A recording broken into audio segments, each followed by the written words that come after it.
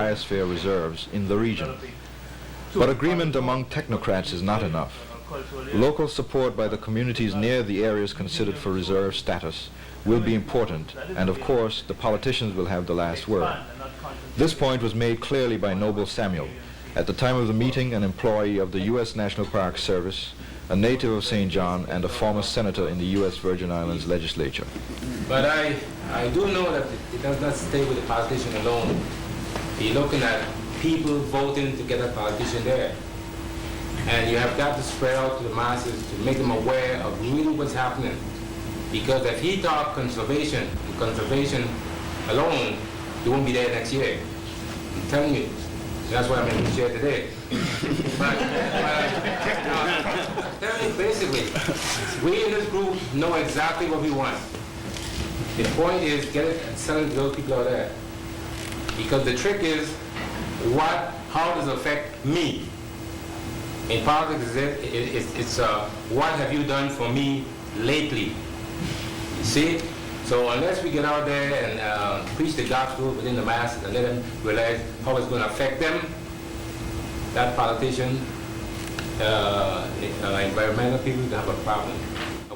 However, Brian Hudson of Grenada seemed to think governments could be swayed. Well, I agree that it's important to sell the conservation idea to politicians as part of a development package.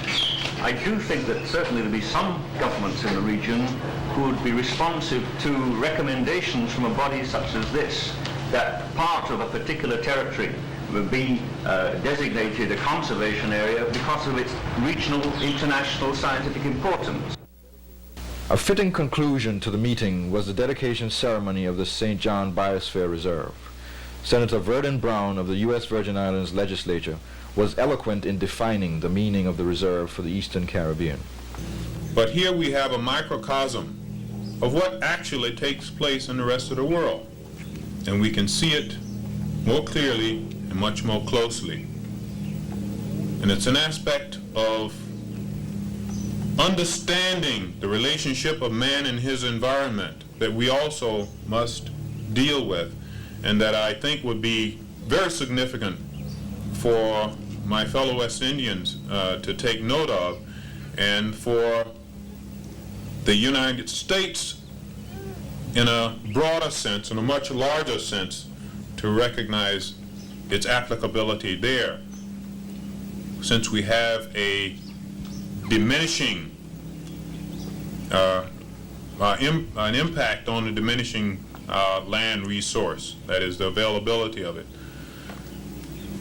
What we want to see is, and what will make me very happy, is that the learning experience that we gain here, or that can be garnered here for the purposes of protecting, managing, and proper realizing the goals of the other island nations, of our nation as a whole, and the world in general. If the information garnered here can be applied and utilized for the better planning and development of our country and the world, then I think that we will have done a great service in recognizing this dedication today. The director of the U.S. National Park Service, Mr. Russell Dickinson, formally dedicated the Biosphere Reserve. And so today, it is my great privilege to dedicate Virgin Islands National Park and to bring it into the family of international biosphere reserves. And to help in this dedicatory effort, I'm going to ask Dr. Von Droste and my distinguished colleagues, please, on the platform to accompany me as we unveil the plaque.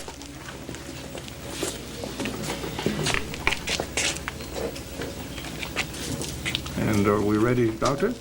Ready. And the deed is done. This is laying a cornerstone for Lesser Antilles Biosphere Reserve Network. During the meeting, a variety of views were expressed concerning the potential usefulness of the Biosphere Reserve program for the islands of the Eastern Caribbean. Perhaps the main conclusion of the meeting was that the concept is indeed a useful one. However, before many governments will become interested, specific benefits to local communities will have to be demonstrated in practical ways. In many instances, there is a feeling that scientists, conservationists, and development practitioners have not been effective in devising practical solutions to the community's real problems. Unless the Biosphere Reserve program can be demonstrated as a new mechanism which can overcome many of the difficulties of past efforts, little enthusiasm will develop. However, if this new program can attract the financial and human resources to enable the islands to cooperate in seeking practical, long-term, and equitable solutions to resource management problems, then it will be welcomed by the communities and governments of the region.